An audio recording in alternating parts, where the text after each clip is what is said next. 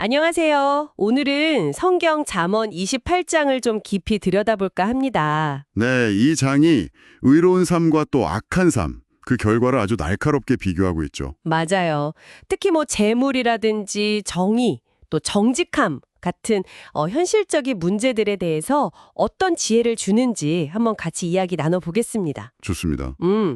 처음부터 딱 눈에 들어오는 건 역시 재물 문제 같아요. 재물과 성실함. 네, 6절을 보면 가난해도 자기 길을 온전히 걷는 사람이 부유하면서도 길에서 벗어나는 사람보다 낫다 이렇게 말하잖아요. 그렇죠. 이게 그냥 뭐 가난이 좋다 이런 뜻은 아닐 테고 정직함이라는 가치를 돈보다 더 중요하게 여긴다는 그런 선언처럼 들리네요. 네, 맞아요. 또 20절에 보면 빨리 부자가 되려는 자는 벌을 피하지 못한다 이런 경고도 있고요. 아, 네. 그 구절도 있죠. 그러니까 재물을 추구하는 그 태도 자체를 좀 생각해보게 만들어요. 네, 바로 그 점입니다. 여기서 주목할 부분은 단순히 그 자체를 나쁘다고 하는 게 아니라는 거죠. 아, 그렇죠. 그 부를 어떻게 얻었느냐, 또 그 과정이 그 사람을 어떻게 만드느냐, 이걸 지적하는 거예요. 8절의 중한 변리? 그러니까 좀 심한 이자로 재산을 불리는 거예요. 네, 약간 고리대금 같은 느낌이네요. 그렇죠. 그런 방식이나 22절에 나오는 악한 눈, 그러니까 탐욕의 눈이 멀어서 그냥 재물만 쫓는 그런 태도, 이런 걸 경계하는 거죠. 재물을 모으는 방식이 그 사람 자체를 보여준다는 거군요. 네. 그리고 11절 보면 또 재미있는 게 부자는 스스로 지혜롭게 여기지만 명철한 가난한 자는 자기를 성찰한다. 이런 말이 있어요. 아, 그 구절이요? 네. 어쩌면 부유함이 오히려 자기를 객관적으로 보는데 방해가 될 수도 있다. 이런 지적인 거죠. 듣고 계신 여러분은 어떠신가요? 이 재물과 정직함 사이에서 어떤 고민들을 하고 계실지 궁금하네요. 아, 정말 그 지점, 부가 자기 성찰을 방해할 수 있다. 이거 참 생각해 볼 만한데요. 자, 그럼 다음 주제로 넘어가 볼까요? 리더십과 정의에 대한 부분입니다. 네. 15절 비유가 정말 강렬해요.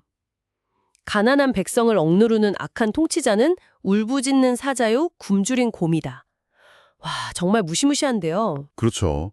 리더가 얼마나 중요한지, 또 잘못된 리더가 백성에게 얼마나 큰 고통을 주는지 아주 생생하게 보여주는 비유죠. 네, 반면에 또 좋은 리더십에 대한 이야기도 있죠. 물론입니다. 2절에서는 명철과 지식이 있는 지도자가 있으면 나라가 오래 간다. 또 16절에서는 부당한 이득을 미워하는 지도자는 오래 살 것이다. 이렇게 좋은 리더십의 결과를 강조하고 있습니다. 결국 개인의 어떤 정직함이나 지혜가 사회 전체의 안정과도 바로 연결된다 이런 관점이군요. 네, 맞습니다. 이게 잠언 28장의 큰 그림인 것 같아요. 개인의 의로움과 사회의 건강함은 분리될 수 없다는 거. 아하. 그래서 4절이나 9절에서 율법, 그러니까 어떤 기준과 원칙을 지키는 게 왜 중요한지를 계속 강조하는 것 같아요. 네, 사절은 율법을 버리면 악인을 칭찬하게 된다고 하고 그렇죠. 9절은 아예 율법 듣기를 싫어하면 그 기도마저도 가증하게 된다고 하죠. 무서운 경고예요. 네, 그러니까 사회 정의나 질서를 위한 어떤 공통된 기준, 그게 정말 중요하다는 거네요. 바로 그겁니다. 기준이 무너지면 모든 게 흔들린다는 거죠. 자, 그럼 마지막으로 개인의 정직함과 그 결과에 대한 교훈들을 좀 더 살펴보겠습니다. 13절 말씀이 참 인상 깊어요. 네, 어떤 말씀이죠? 자기 죄를 숨기는 자는 잘 되지 못하지만 고백하고 끝낸 자는 불쌍히 여김을 받는다. 정말 직접적이죠. 네, 숨기는 것과 인정하고 돌아서는 것. 그 결과가 완전히 다르다고 명확하게 이야기하네요. 이게 1절 말씀하고도 좀 연결되는 것 같아요.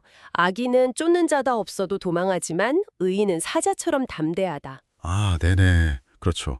내면의 정직함이 결국 겉으로 드러나는 담대함으로 이어진다는 말씀이시군요. 네, 그런 것 같아요. 맞습니다.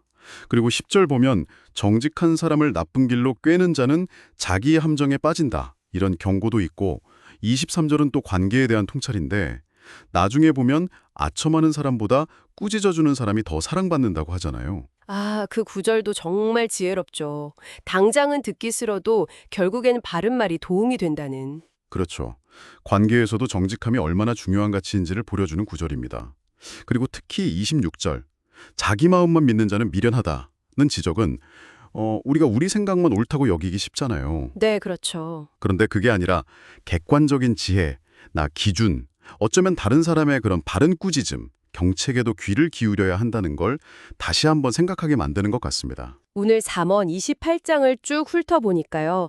정직, 성실, 정의, 지혜로운 리더십 이런 가치들이 단순히 개인의 삶뿐만 아니라 사회 전체의 건강함과 정말 깊이 연결되어 있다는 걸 새삼 느끼게 되네요. 네, 결국 핵심 질문은 이거 같아요.